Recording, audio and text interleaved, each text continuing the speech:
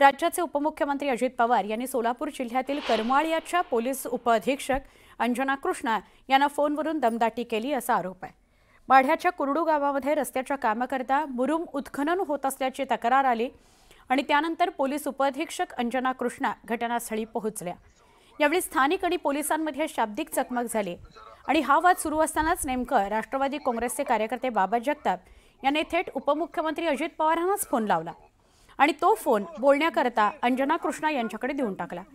अंजना कृष्णा यांनी अजित पवारांना त्या क्षणी ओळखलं नाही आणि म्हणून रागावलेल्या अजित पवारांनी अंजना कृष्णा यांना खडे बोल सुनावले असं दिसतंय आणि त्यानंतर तुम्ही थेट व्हिडिओ कॉलच करा असं सांगण्यात आलं।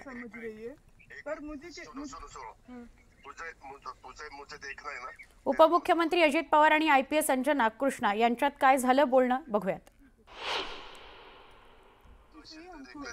हाँ, तो हमको उनको मदद करने का ही काम है सर। आपके साथ बोल रहा हूँ, मैं आपको आदेश देता हूँ कि वो रुकवाओ और आप जाओ और तहसीलदार को बताओ कि अजित पवार जी का फोन आया था, डिप्टी चीफ मिनिस्टर ने मुझे कहा ये सब रुकवाने के लिए, क्योंकि अभी मुंबई में जरा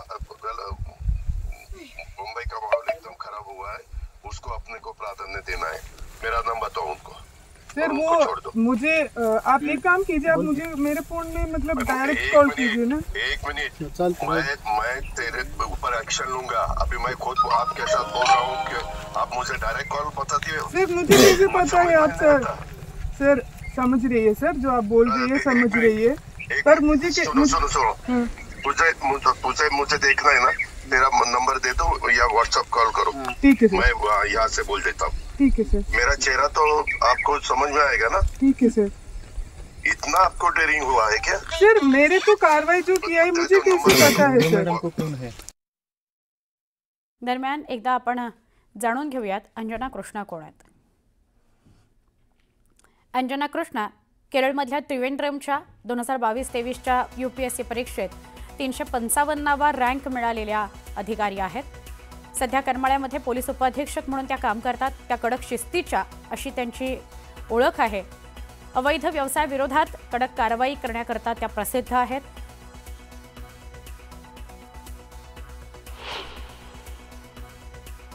एका IPS अधिकाऱ्याला दम देत आहे, हे मोठे शिस्तबद्ध आहेत ना। मी बेशिस्त खपावून घेणार नाही काय बोलतात ना ते, हे काय आहे? एका IPS अधिकाऱ्याला तुम्ही अशा प्रकारे दम देता, ते सुद्धा तुमच्या पक्षातल्या चोरांना संरक्षण द्या हे सांगण्यासाठी। मिस्टर अजित पवार कुठे गेला तुमचं डिसिप्लिन कोणासाठी आहे? शिस्त कोणासाठी आहे? बेकायदेशीर बुरमाचं प्रकरण करणं म्हणजे राज्याच्या तिजोरीला चुना लावणं। तुम्ही अर्थमंत्री आहात, हे प्रकरण समोर आल्यावर नैतिक दृष्ट्या अजित पवारांना सरकारमध्ये राहण्याचा अधिकार खरं म्हणजे उरत नाही। याआधी नैतिकतेच्या मुद्द्यावर अशा प्रकरणामध्ये अनेकांना राजीनामे द्यावे लागलेले आहेत। या राज्याचा उपमुख्यमंत्री म्हणून घेणारा माणूस IPS अधिकाऱ्याला बेकायदेशीर कामांना पाठिंबा द्या म्हणून सांगतोय। एक तरुण IPS अधिकारी या महाराष्ट्रातली, तिला सांगतोय तो की मी सांगतोय ते कर बेकायदेशीर काम, आणि इतरांना हे कायदा शिकवतात। अजितदादा पवार इतरांना कायदा शिकवतात, हे चालणार नाही ते चालणार नाही, बघून घेईन करून घेईन। तुम्ही काय करताय? तुम्ही सगळे चोरांचे सरदार आहात। तुम्ही महाराष्ट्र राज्य हे चोरांचं राज्य केलेलं आहे, एवढंच मी सांगतो। पोट चोरी त्याच्यामध्ये आलीच, पण तुम्ही अख्खा महाराष्ट्र चोरताय आणि महाराष्ट्राचं उत्तम प्रशासनाला तुम्ही भ्रष्टाचाराची कीड लावताय। सरकारने जर ठरवलंय की सर्वसामान्य माणूस किंवा प्रशासकीय अधिकारी यांची कुठली पत्रासच ठेवायची नाही आणि फक्त गुंडांनाच अभय द्यायचं, तर तिथे कोण काय बोलेल? DCM म्हणजे डेडिकेटेड मॅन दिसतच नाहीये। DCM म्हणजे डिफॉल्टर्स, चीटर्स मॅनेजमेंट झालंय की काय, अशी एकूण इथली परिस्थिती आहे। खरंच अशा पद्धतीने एखाद्या प्रशासकीय अधिकाऱ्यांना, कर्मचाऱ्यांना आपल्या कर्तव्यापासून विन्मुख करणे, त्यांना धमकावणे, दमदाटीची भाषा करणे, हे सरकार पक्षामधल्या जबाबदार उपमुख्यमंत्र्यांना अशोभनीय आहे.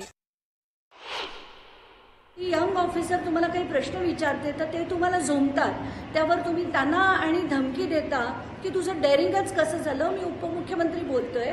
मला असं वाटतं अजित पवारांना एक गोष्टीचं भान ठेवायला हवं की त्या IPS ऑफिसर आहेत आणि त्या अतिशय उच्च शिक्षित आहेत. पातळी सांभाळून त्यांनी वागणं गरजेचं आहे.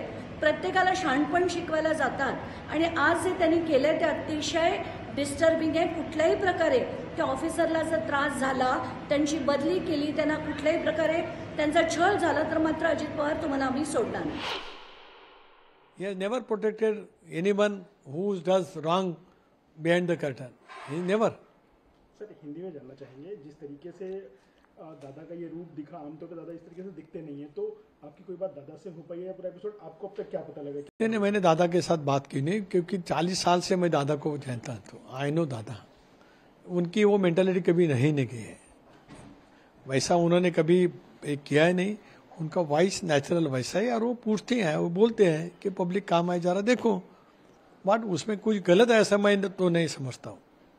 सर एक चीज और आ रही है बात की वहाँ पे ये राजस्व का मामला था, महसूल का मामला था, वहाँ एक IPS ऑफिसर के होने की जरूरत है, ये सवाल भी कुछ लोगों ने उठाया है, क्या कहेंगे इस पर? ये तो सही है, क्योंकि ये राजस्व ही मामला था. वहाँ रेवेन्यू के आदमी जाने आवश्यकता थी.